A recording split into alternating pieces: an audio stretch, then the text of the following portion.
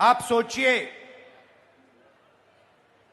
राजशेखर रेड्डी जी की आइडियोलॉजी, कांग्रेस की आइडियोलॉजी कभी भी बीजेपी के साथ नहीं खड़ी हो सकती थी। మీ అందరికీ తెలుసు రాజశేఖర్ రెడ్డి గారి సిద్ధాంతం, కాంగ్రెస్ పార్టీ సిద్ధాంతం ఎప్పుడు బీజేపీకి వ్యతిరేకంగా పోరాడుతూనే ఉంటుంది.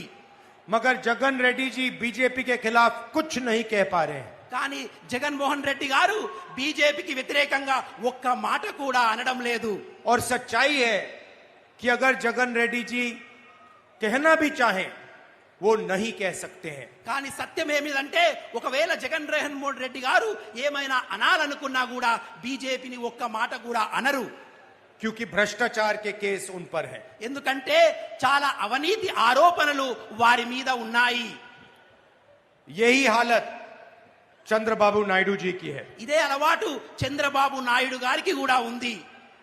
आपकी आवाज दिल्ली में क्यों रिप्रेजेंट होनी चाहिए? మీ యొక్క ఆలోచనలు, మీ యొక్క విషయాలు ఢిల్లీలో ఎందుకు వినబడాలంటే क्योंकि हिंदुस्तान की सरकार ने आंध्र प्रदेश के हर बच्चे को, हर बुजुर्ग को वायदा किया था। ఎందుకంటే ఢిల్లీ ప్రభుత్వం ఆంధ్రప్రదేశ్ లో ఉన్నటువంటి ప్రతి పౌరులకు, ప్రతి పిల్లలకు, ప్రతి వారికి ఒక వాగ్దానము చేసింది. जब आंध्र प्रदेश का बाइफर्केशन हुआ तो आंध्र प्रदेश की जनता को हिंदुस्तान की सरकार ने वायदे किए। ఎప్పుడైతే ఆంధ్రప్రదేశ్ విభజించబడిందో ఢిల్లీ యొక్క ప్రభుత్వం ఆంధ్రప్రదేశ్ ప్రభుత్వానికి, ప్రజలకు వాగ్దానాలు చేసింది. और वो वायदे आज तक नहीं पूरे हुए हैं। ఆ వాగ్దానాలు ఈ రోజు వరకు నెరవేరలేదు. क्या आपको स्पेशल स्टेटस मिला? మీకు ప్రత్యేక హోదా లభించిందా? क्या आपको पोलावरम प्रोजेक्ट मिला? మీకు పోలవరం ప్రాజెక్టు లభించిందా? कडप्पा स्टील प्लांट मिला?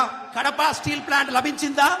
इसका कारण है कि आपकी जो सरकार है वो बीजेपी के सामने सिर झुका देती है। ఎందుకు దక్కలేదంటే ఏదైతే ఈ రాష్ట్రంలో ప్రభుత్వం ఉందో అది బీజేపీ ముందు తల వంచుకొని నిలబడింది. वो बोल ही नहीं सकते हैं వాళ్ళు చెప్పలేకపోతారు. क्योंकि भ्रष्टाचार के जाल में वो फंसे हुए हैं। ఎందుకంటే అవినీతి కుంపంలో వాళ్ళు మునిగిపోయి ఉన్నారు.